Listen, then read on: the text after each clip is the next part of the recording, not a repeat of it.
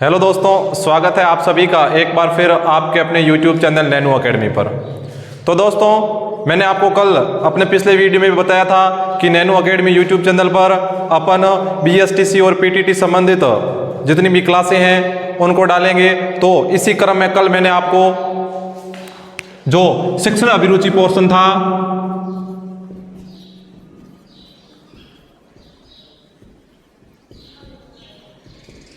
शिक्षण अभिरुचि पोर्शन के अंतर्गत मैंने कल आपको पढ़ाया था किसके बारे में? नेतृत्व के बारे में, लीडरशिप, नेतृत्व के बारे में कल हमने चर्चा की थी इस टॉपिक के बारे में। और इसी क्रम में आज हम शिक्षण अभिरुचि के अंतर्गत एक नया टॉपिक पढ़ेंगे जिसका नाम है संप्रेषण। किसके बारे में? संप्रेषण। तो दोस्तों, वीडियो आगे बढ़ाने से पहले मैं आपसे अनुरोध करना चाहता हूं कि अगर आपने अभी तक अपने चैनल नैनो अकेडमी को सब्सक्राइब नहीं किया है तो पहले सब्सक्राइब कर ले और बेल आइकन को जरूर प्रेस कर ले, ताकि हमारा जो भी नया वीडियो हम जब अपलोड करेंगे तो उसकी नोटिफिकेशन आपको मिलती रहे। और अपने वीडियो को लाइक, शेयर और सब्सक्राइब भी जरूर करें, ताकि जो भी विद्यार्थी PTT, BSTC या अन्य एग्जाम की तैयारी कर रहे हैं और जिनके सिलेबस में शिक्षण अभिरुचि का टॉपिक है वो भी इस वीडियो का लाभ उठा सके। तो चलते हैं आज अपने टॉपिक संप्रेषण के बारे में। संप्रेषण के बारे में आज हम विस्तृत चर्चा करेंगे। संप्रेषण के बारे में आज हम विस्तृत चर्चा करेंगे, जिसके अंतर्गत संप्रेषण संप्रेषण जिसको अंग्रेजी में हम कम्युनिकेशन कहते हैं।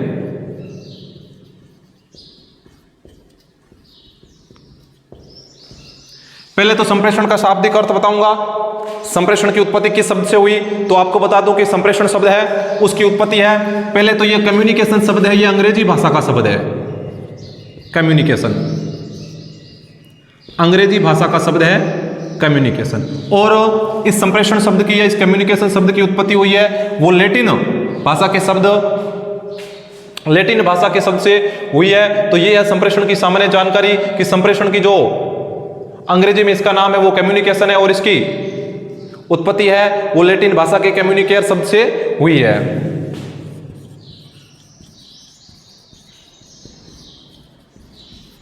कम्युनिकेयर शब्द से हुई है, लैटिन भाषा का शब्द है ये।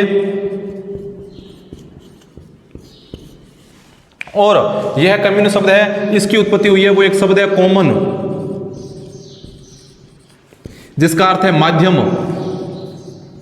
इससे हुई है। तो इसका मतलब जो मूल उत्पत्ति है वो इस कॉमन शब्द से हुई है, कम्युनिकेशन शब्द की उत्पत्ति।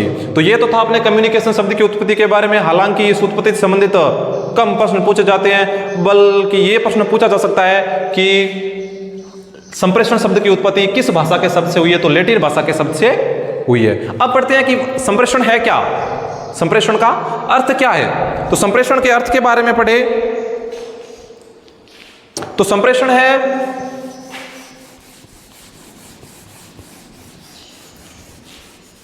उसका सामान्य अर्थ यही होता है कि दो लोगों के बीच में बातचीत। क्या संप्रेषण का सीधा साधा जो अर्थ होता है वो दो लोगों के बीच में, दो लोग, दो समूह या किन्हीं संगठनों के बीच में जो वार्तालाप होती है, चर्चा होती है, जो अपने विचारों का आदान प्रदान करते हैं, वो किसके अंतर्गत आता है? संप्रेषण के अंतर्गत आता है। तो संप्रेषण का शाब्दिक अर्थ यही है कि अपने विचारों का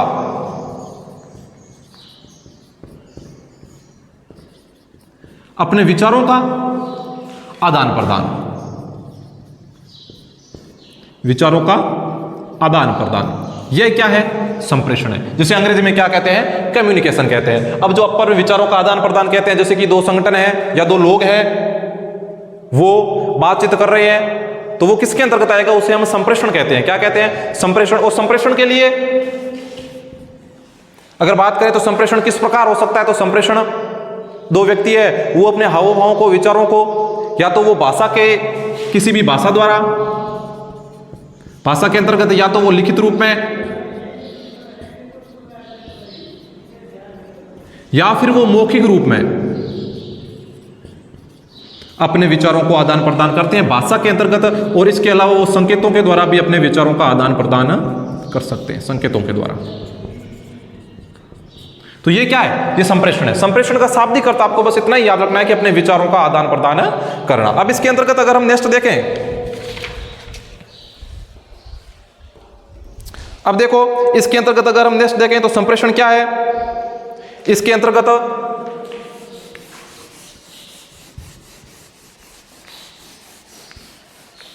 अपने विचारों का, भावों का आदान प्रदान। इसमें एक श्रोता से लेकर, मतलब एक जो श्रोता है, श्रोता,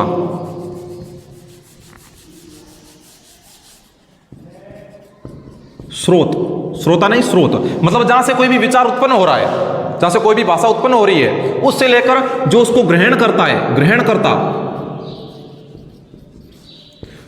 श्रोता से लेकर ग्रहणकर्ता के बीच में जो भावों का आदान प्रदान है, विचारों का आदान प्रदान है, वो क्या है, वो संप्रेषण है। अब संप्रेषण की विशेषता के अंतर्गत श्रोता होना चाहिए, ग्रहणकर्ता होना चाहिए, फिर क्या होना चाहिए, संप्रेषण किसी एक माध्यम द्वारा होता है, तो संप्रेषण का एक माध्यम होता है। तो इसके अंतर्गत ये अपना संप्रेषण क्या होता है, तो संप्रेषण एक श्रोता से लेकर, या मतलब किसी स्रोत से लेकर किसी ग्रहणकर्ता के बीच में भावों का आदान प्रदान होता है, और इसका एक विशेष कोई ना कोई माध्यम होता है, लिखित रूप में, मौखिक रूप में, या फिर अन्य कह सकते हैं कि हम सांकेतिक रूप में। अब विशेषकर हम पढ़ेंगे कि संप्रेषण, जो संप्रेषण है इसके प्रकृति कैसी है, संप्रेषण की प्रकृति।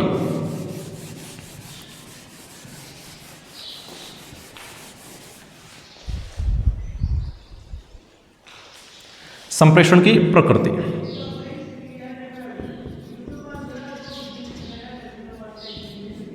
प्रकृति कैसी है, तो संप्रेषण के अंतर्गत हम क्या करते हैं, हम अपने विचारों का आदान प्रदान करते हैं। तो इसकी पहली प्रकृति होगी वो विचारों का आदान प्रदान।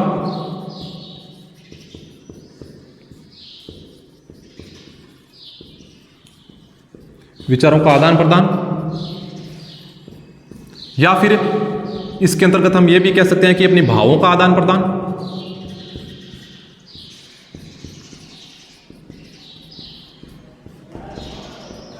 ये संप्रेषण की प्रकृति, आदान प्रदान, विचारों का आदान प्रदान, भावों का आदान प्रदान। और फिर तीसरा हम ये कह सकते हैं कि जो संप्रेषण है, संप्रेषण है उसमें दो ध्रुव होने आवश्यक हैं। दो ध्रुव कैसे, तो यह एक, पहले तो हम विशेषता लिख देते हैं कि दो ध्रुवीय प्रक्रिया है।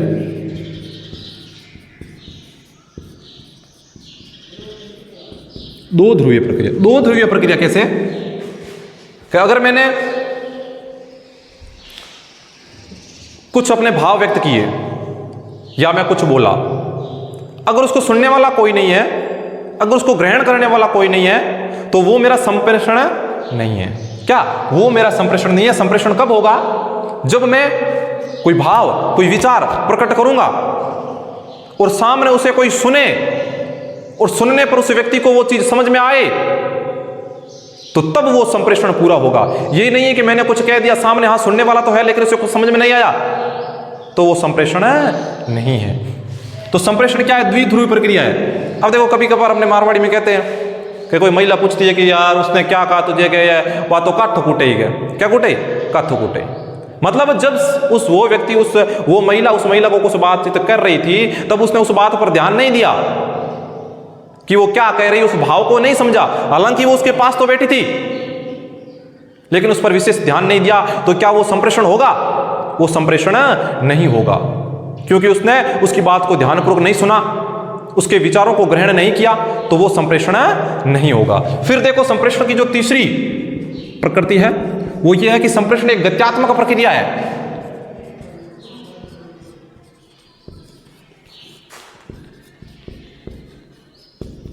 संप्रेषण क्या है? संप्रेषण एक गत्यात्मक प्रक्रिया, डायनेमिक प्रोसेस। अब गत्यात्मक प्रक्रिया कैसे? जैसे कि अगर मैंने अपने भाव व्यक्त किए, मैंने किसी व्यक्ति को कुछ बोला, अब मैं तो अब बोल रहा हूं, वो उसी चीज का उत्तर आधे घंटे बाद दे रहा है, तो क्या वो संप्रेषण होगा? वो संप्रेषण नहीं होगा, क्योंकि तब तक शायद मेरे दिमाग से वो प्रश्न ही चला गया होगा, मेरा ध्यान उस प्रश्न चला गया। जैसे कि मैंने किसी बच्चे को प्रश्न पूछा, किसी क्लास में कोई भी प्रश्न पूछा, मानो कि कोई भी कि वर्तमान में भारत के प्रधानमंत्री कौन है। अब एक बच्चा है, वो मैं प्रश्न पूछ रहा हूं, इस समय वो उत्तर नहीं बता रहा है, मैंने 2-4 प्रश्न पूछे, उसके बाद में वो खड़ा होकर कह रहा है सर नरेंद्र मोदी जी। तो क्या वो संप्रेषण हुआ मेरे और उसके बीच में? नहीं हुआ, क्योंकि वो एक गत्यात्मक प्रक्रिया नहीं थी। मैंने प्रश्न पहले पूछा था और उसने उत्तर काफी देर बाद दिया। मतलब इससे सिद्ध ये होता है कि संप्रेषण के बीच में गति होनी चाहिए। ये नहीं कि हमने रुक रुक कर बात कर रहे हैं। मैं अब बोला, कोई व्यक्ति आधे घंटे बाद बोल रहा है, फिर मैं आधे घंटे बाद बोल रहा हूं, फिर वो आधे घंटे बाद बोल रहा है, नहीं, इसमें गति नहीं है। इसमें गति के बीच में क्या है, इसमें समय का अंतराल पड़ गया है। इसलिए ये क्या है, जो अपने जो संप्रेषण होगा वो एक गत्यात्मक प्रक्रिया है। कैसी प्रक्रिया है? गत्यात्मक प्रक्रिया। और पांचवा, संप्रेषण का कोई ना कोई माध्यम होता है। क्या होता है? माध्यम। माध्यम के बारे में मैंने आपको पहले ही बता दिया था कि माध्यम कैसे, तो मौखिक, लिखित, वो सभी किसके अंतर्गत आते हैं? माध्यम के अंतर्गत आते हैं। तो ये अपने संप्रेषण की क्या थी? प्रकृति थी, कम्युनिकेशन की प्रकृति थी, जिसके अंदर विचारों का आदान प्रदान होता है, भावों का आदान प्रदान होता है। ये ध्रुवीय प्रक्रिया, दो ध्रुवीय प्रक्रिया है, यह गत्यात्मक प्रक्रिया है, और इसके अंतर्गत कोई ना कोई माध्यम होना चाहिए। अब फिर हम पढ़ेंगे संप्रेषण की प्रक्रिया। संप्रेषण किस प्रकार होता है, संप्रेषण किस प्रकार संपादित होता है, किस प्रक्रिया को हम संप्रेषण कहेंगे, तो वो मैं आपको बता दूं कि संप्रेषण किस प्रक्रिया को कहेंगे। तो इसमें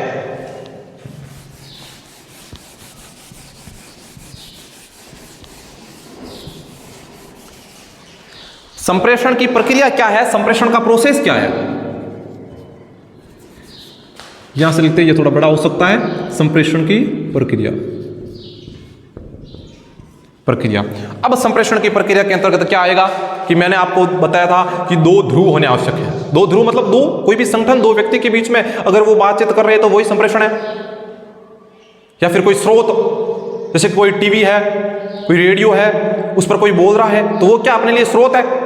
तो पहली चीज क्या होती है कि स्रोत, बोलने वाला, जिससे हम कोई भी चीज ग्रहण कर रहे हैं, जिसको सुन रहे हैं, वो किसके अंतर्गत आता है? स्रोत के अंतर्गत आता है। या फिर देखो पहला होगा वो अपना होगा कोई स्रोत। क्या होगा? कोई स्रोत।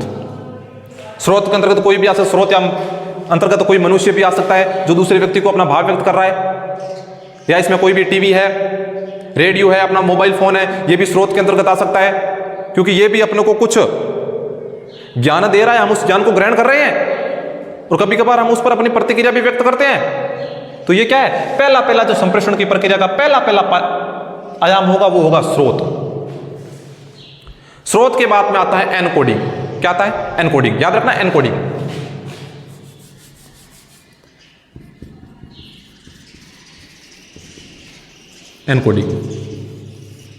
एनकोडिंग क्या होता है? ये जो स्रोत है वो किस रूप में अपने भावों को व्यक्त कर रहा है। जैसे कई प्रकार की हमें जो किताबें हैं, विभिन्न पुस्तकें हैं, उनमें कई प्रकार के चित्र भी देखने को मिलते हैं। अगर वो चित्र समझ में ना आए तो आप देखोगे जब हम सड़क पर चलते हैं, तो सड़क पर जैसे कि हम कोई भी सड़क पर चलते हैं, जैसे कि यहां पर सड़क में क्या है, घुमावदार मोड़ है, तो यहां पर एक वो उस निशान लगा हुआ, उसमें ये ऐसा चिन्ह लगा हुआ है, जिसके द्वारा हम समझ सकते हैं कि भाई आगे क्या है, मोड़ है। तो वो जो लगा है यहां पर प्रतीक चिन्ह, वो प्रतीक चिन्ह बोल नहीं रहा है,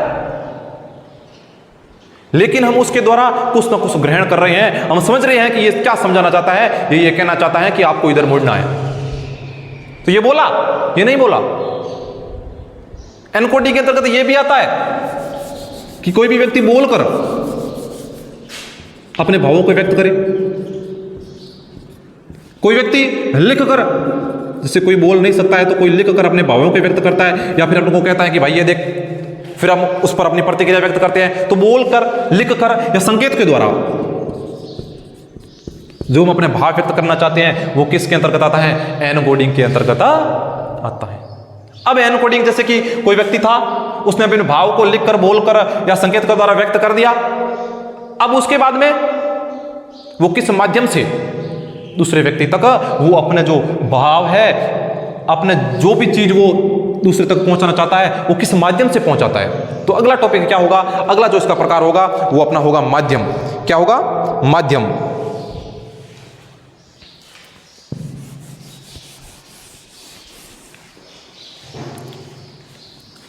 माध्यम एनकोडिंग, अपने भाव व्यक्त कर दिए, फिर माध्यम मतलब वो किस प्रकार दूसरे तक पहुंचा रहा है। विभिन्न प्रकार के साधन है, जैसे कि इलेक्ट्रॉनिक माध्यम, या फिर संकेतों के द्वारा, ये सभी किसके अंतर्गत आते हैं? तो ये सभी माध्यम के अंतर्गत आते हैं। वो किस प्रकार दूसरे तक अपने भावों को व्यक्त कर रहा है, तो वो क्या है? वो एक प्रकार का माध्यम है। अब माध्यम के द्वारा दूसरे व्यक्ति तक उसके भाव पहुंच गए। अब जब दूसरे व्यक्ति तक उसके भाव पहुंचते हैं, जो प्राप्त करता है, जो ग्रहण करता है, उसके तक पहुंच गए, तो उसके बाद में क्या होता है कि उसके बाद में वो उन भावों को ग्रहण करने की कोशिश करता है। तो इसे कहते हैं डिकोडिंग। क्या कहते हैं? डिकोडिंग। डिकोडिंग मतलब देखो, डिकोडिंग उस व्यक्ति को नहीं कहते हैं। व्यक्ति जिस रूप में अपने भावों को ग्रहण करता है, माना कि इसने ये कोई भी संकेत बनाया, इस संकेत के द्वारा ये व्यक्त करना चाहता है, तो ग्रहण करता है उसको ये बताना चाहता है कि आगे जाकर ये ऐसा मोड़ है। अगर इसी रूप को, ये जो चीज समझाना चाहता है, इसी चीज को अगर ये समझ गया, तो ये क्या है? ये डिकोडिंग है। क्या है? डिकोडिंग। अगर ये तो बता रहा है कि इधर मुड़ना है, अब वो पढ़ने वाला इस संकेत को देखकर कोई दूसरा अनुमान लगा रहा है, ये देख रहा है कि ये शायद रुकने का बोल रहा है, तो ये डिकोड नहीं हुआ। जिस रूप में ये भाव व्यक्त कर रहा है, उसी भावों को अगर वो ग्रहण करता, समझ रहा है, तो वो ही डिकोडिंग है। तो आपको समझ में आ गया होगा कि डिकोडिंग क्या होता है। जैसे कि कोई व्यक्ति ये बोल रहा है कि वो आम खा रहा है, अब इसने व्यक्त कर दिया, अब दूसरा व्यक्ति इसी भाव को समझ गया कि हाँ, ये कहना चाहता है कि वो अगले वाला आम खा रहा है। अगर इसके भावों को अगर ये समझ गया, तो ये क्या है? ये डिकोडिंग है।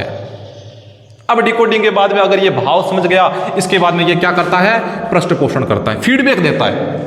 अगर इसने ज्ञान को ग्रहण कर लिया और बैठ गया, कोई उसका जवाब नहीं दिया, तो वो संप्रेषण के अंतर्गत नहीं आएगा।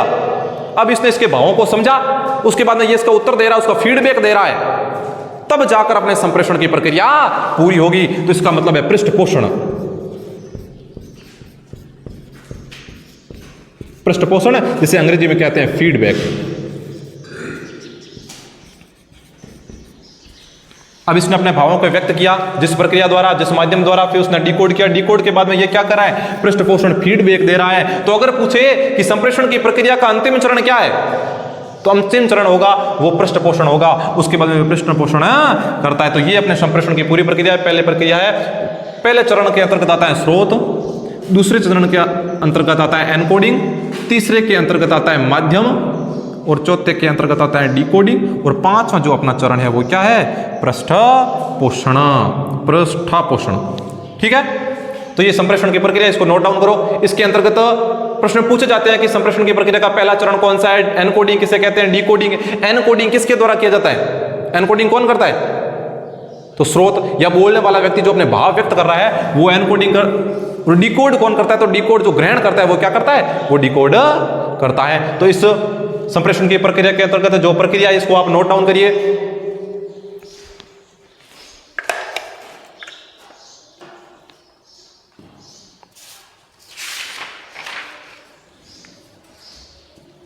फिर इसके आगे हम पढ़ेंगे संप्रेषण के प्रकारों के बारे में कि संप्रेषण के कितने प्रकार होते हैं।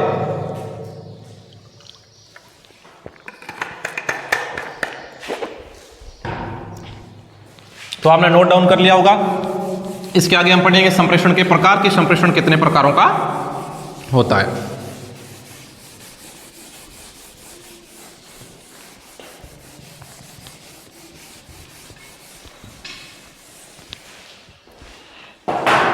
संप्रेषण के प्रकार।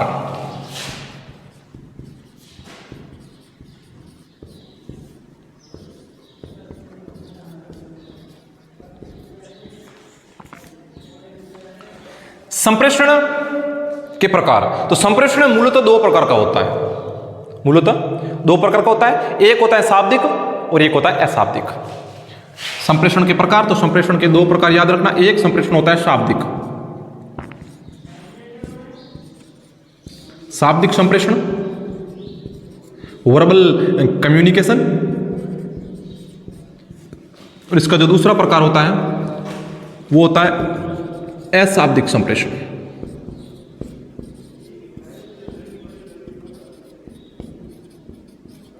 अशाब्दिक संप्रेषण, वर्बल कम्युनिकेशन और नॉन वर्बल। लिख लो, वर्बल,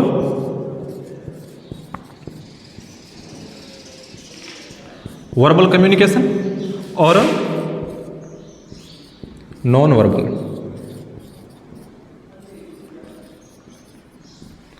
तो ये दो प्रकार का संप्रेषण, शाब्दिक संप्रेषण, अशाब्दिक संप्रेषण। शाब्दिक संप्रेषण क्या है? शाब्दिक संप्रेषण वह संप्रेषण है जिसमें श्रोता और ग्रहणकर्ता दोनों अपने भावों को लिखकर या फिर बोलकर व्यक्त करते हैं। वो अपने भावों को समझाने में, अपने भावों को बोलने में या ग्रहण करने में विभिन्न प्रकार के शब्दों का इस्तेमाल करते हैं। तो वो क्या है? शाब्दिक संप्रेषण है। तो शाब्दिक संप्रेषण के अंतर्गत दो प्रकार आएंगे कि अगर कोई व्यक्ति अपने भाव व्यक्त करता है तो वो शब्दों के द्वारा या तो लिखकर अपने भाव व्यक्त करेगा या फिर बोलकर मौखिक रूप से व्यक्त करेगा। तो आपको संप्रेषण के, शाब्दिक संप्रेषण के दो प्रकार याद रखने हैं। कौन कौन से? शाब्दिक संप्रेषण का जो पहला प्रकार होगा वो तो होगा मौखिक, और दूसरा होगा वो क्या होगा? लिखित संप्रेषण होगा।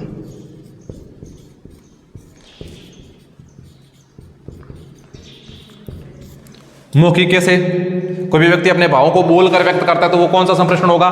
मौखिक संप्रेषण। और कोई भी व्यक्ति अपना, जैसे किसी को कुछ समझाना चाहता है तो ज्यादातर लेटर का जमाना, लेटर लिखकर दे दिया, तो ये कौन सा संप्रेषण हो गया? लिखित संप्रेषण हो गया। तो संप्रेषण के दो प्रकारों में शाब्दिक संप्रेषण, अशाब्दिक संप्रेषण। शाब्दिक संप्रेषण या वर्बल कम्युनिकेशन में मौखिक संप्रेषण और लिखित संप्रेषण। मौखिक संप्रेषण, लिखित संप्रेषण।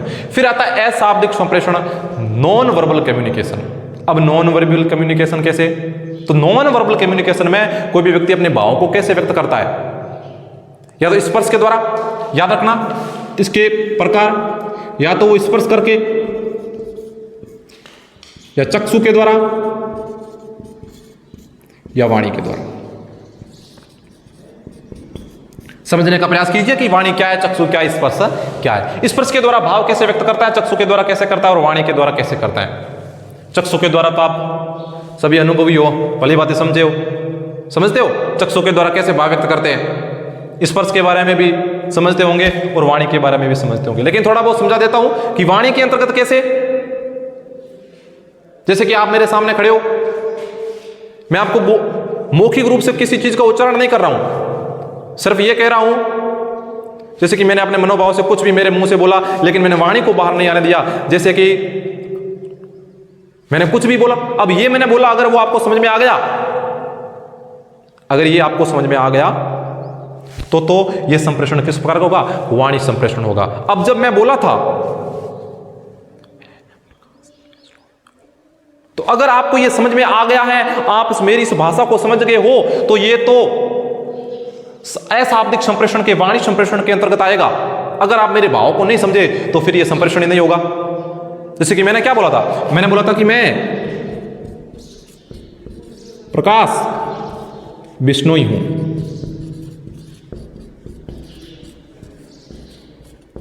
अब अगर मेरे भाव को समझ गए तो आप और मेरे के बीच में, आपके और मेरे के बीच में संप्रेषण हो गया। अगर आप भाव नहीं समझे तो संप्रेषण नहीं हुआ। तो ये तो है वाणी संप्रेषण चक्षु के द्वारा। कैसे? चक्षु के द्वारा संप्रेषण कैसे? कि जैसे कोई छोटी बच्ची होती है, अब घर पर मम्मी पापा लड़ते हैं तो वो छोटे बच्चे लड़ते हुए देखते हैं उनको, ठीक है, देख लिया। अब मम्मी दूसरे के घर गई, बच्ची भी साथ में गई।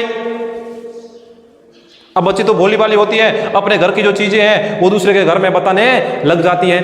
तब मम्मी को गुस्सा आता और मम्मी ऐसे आंखें निकालती है। अब उस लड़की और छोटी बच्ची के बीच में और मम्मी के बीच में संप्रेषण हो गया। आसपास वालों को पता नहीं चला कि ये मम्मी और बेटी दोनों क्या कर रही है? संप्रेषण कर रही है। संप्रेषण कैसे किया? कि मम्मी ने जब आंखें निकाली तो बच्ची समझ गई कि मम्मी मना कर रही है कि बेटे बोल मत। तो ये कौन सा संप्रेषण हुआ? चक्षु संप्रेषण हुआ। कोई भी चीज पूछते हैं तो कैसे ऐसे आंखों से ऊपर करते हैं, करते कि नहीं करते, मतलब पूछते क्या हुआ। तो ये कैसा संप्रेषण है? चक्षु संप्रेषण। फिर स्पर्श संप्रेषण। स्पर्श संप्रेषण कैसे होगा? स्पर्श संप्रेषण ऐसे होगा कि देखो, अगर आप और हम दोनों लाइन में बैठे हैं, आप आगे हो, मैं पीछे बैठा हूं, सपोज दैट। अब आपका ध्यान सामने है, लेकिन मैंने थोड़ा बहुत इधर थोड़ा बहुत उधर देखा, मेरे को कुछ दिख गया इंटरेस्टिंग चीज। अब अगर मैं जोर से बोलूंगी, अगर राम श्याम उधर देख उधर देख उधर देख, तो सर सुन लेते। मैंने क्या किया? धीरे से पीछे से मारा और फिर कहा मतलब तुम भी समझ गए और मैं भी आपको समझाने में सफल हो गया, तो ये स्पर्श संप्रेषण हुआ। क्या हुआ? स्पर्श संप्रेषण हुआ। मैंने आपको ऐसे दिया, फिर ऐसे किया, या फिर ऐसे करके ऐसे किया, तो आपने देख लिया। तो ये किसके अंतर्गत आया? स्पर्श संप्रेषण के अंतर्गत आया। तो अशाब्दिक संप्रेषण के 3 टॉपिक, वाणी, चक्षु और स्पर्श, ये थे अपने संप्रेषण के प्रकार। शाब्दिक संप्रेषण, मौखिक संप्रेषण, लिखित संप्रेषण। अशाब्दिक संप्रेषण के अंतर्गत 3 प्रकार है, वाणी, चक्षु और स्पर्श। अब इसके आगे हम संप्रेषण के बारे में जो पढ़ेंगे वो पढ़ेंगे कि संप्रेषण करते समय कौन कौन सी बाधाएं आती है। अब अगर आप और हम बातचीत करते हैं तो बाधाओं को तो आप समझ रहे होगे। आप संप्रेषण करते ही हो, दिन रात करते हो, नहीं करते हो? दूसरों के संप्रेषण में लगे रहते हैं। अब जब आप संप्रेषण करते हो तो जब संप्रेषण में आपके कौन कौन सी बाधाएं आती है? बाधाएं।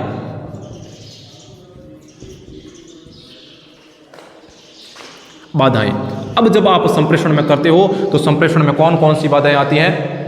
तो संप्रेषण में जितनी भी बाधाएं आती हैं,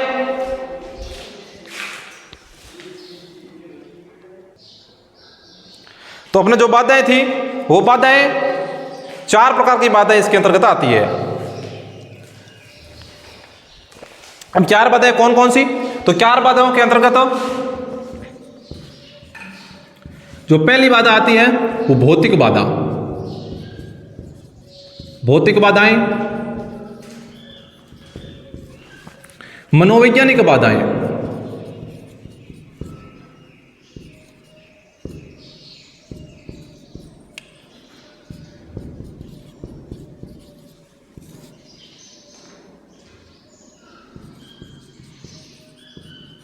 भौतिक बाधाएं, मनोवैज्ञानिक बाधाएं, फिर है पृष्ठभूमि संबंधित बाधाएं।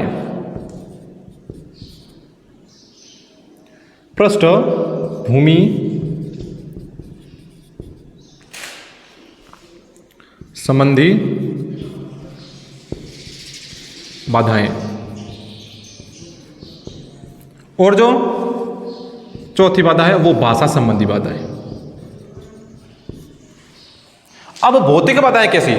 भौतिक बाधा में सबसे बड़ी बाधा होगी वो शोर होगी। क्या होगी? शोर। मतलब आपने ये अनुभव किया होगा कि जब आप कोई भी डीजे नाइट में या कहीं पे गए हो, आप अपने मित्र के साथ, जब डीजे बज रहा हो तब आपने अपने मित्र को कुछ बात कही हो लेकिन आपके मित्र ने नहीं सुना। अब आपके मित्र और आपके बीच में जो संप्रेषण है उसमें मुख्यतः बाधा किसके द्वारा डाली गई? तो बाधा डाली गई वो शोर के द्वारा। शोर मतलब जो डीजे की जो आवाज थी उसके द्वारा आपके और आपके मित्र के जो संप्रेषण था आपके बीच में, उसमें बाधा डाली गई। तो भौतिक बाधा के अंतर्गत आएगा शोर। फिर आता है मनोवैज्ञानिक बाधाएं। मनोवैज्ञानिक बाधाएं कैसे? कि कई प्रकार के देखो, कई लड़के होते हैं वो जन्म से ही कम बुद्धिमान होते हैं, तो अगर हम उनको कुछ बताने का प्रयत्न करते या उनसे वार्तालाप करने का प्रयत्न करते तो वो सही रूप से वार्तालाप नहीं कर पाते। हम कुछ कहते और वो कुछ समझते कुछ और है, तो वो किससे संबंधित है? वो है मनोवैज्ञानिक बाधाएं। फिर है पृष्ठभूमि संबंधित बाधाएं। पृष्ठभूमि संबंधित बाधाएं जो एनकोडिंग और डिकोडिंग के वक्त होती है। जैसे कि अगर मैंने कोई भी प्रतीक के रूप में अपनी जो बात थी उसको प्रतीक के रूप में बता दी, अब जो व्यक्ति डिकोड कर रहा है उसने उससे पहले जो मैंने उसमें चित्र बनाया था या जो प्रतीक चिन्ह बनाया था उसने पहले कभी देखा ही नहीं, उस प्रतीक चिन्ह को देखकर समझ नहीं पा रहा है, तो वो उसके क्या है? पृष्ठभूमि संबंधित बाधाएं हैं। मतलब उसे पूर्व अनुभव या पूर्व ज्ञान नहीं है, इसलिए उसके और मेरे बीच में संप्रेषण नहीं हो रहा है। और फिर जो चौथी बाधा है वो भाषा संबंधित बाधाएं हैं। भाषा संबंधित बाधाएं कैसे?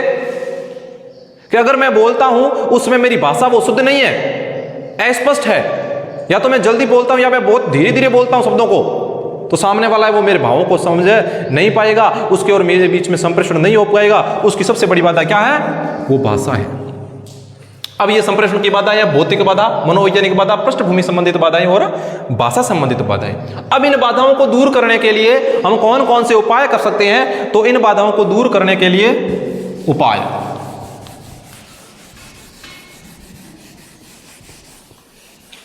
इन बाधाओं को दूर करने के उपाय,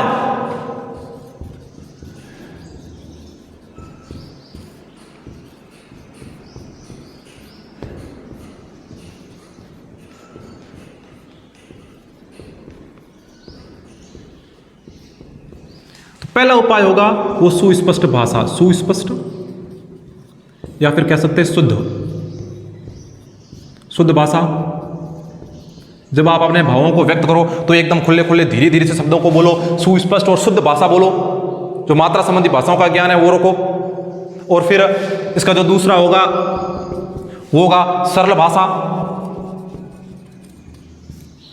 भाषा के अंतर्गत जब आप कोई भी अपने भावों को व्यक्त करते हो तो किन्हीं जटिल शब्दों का प्रयोग ना करो, ऐसे सिंपल शब्दों का प्रयोग करो जो दैनिक जीवन में प्रयोग में आते हैं। तो क्या होगा? सरल भाषा, सुस्पष्ट या शुद्ध भाषा।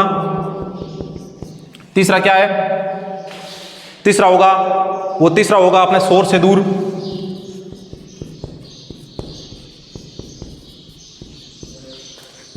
जब आप वार्तालाप कर रहे हो, वार्तालाप करने की कोशिश कर रहे हो तो आप विभिन्न प्रकार के जो शोर के साधन हैं उन शोर के साधनों से दूर रहो। इनके साथ ही आप अगर संप्रेषण करना चाहते हो तो आप में श्रोता के गुण होने चाहिए सर्वश्रेष्ठ।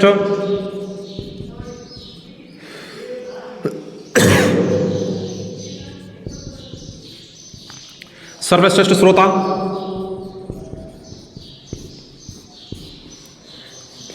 सर्वश्रेष्ठ श्रोता कैसे?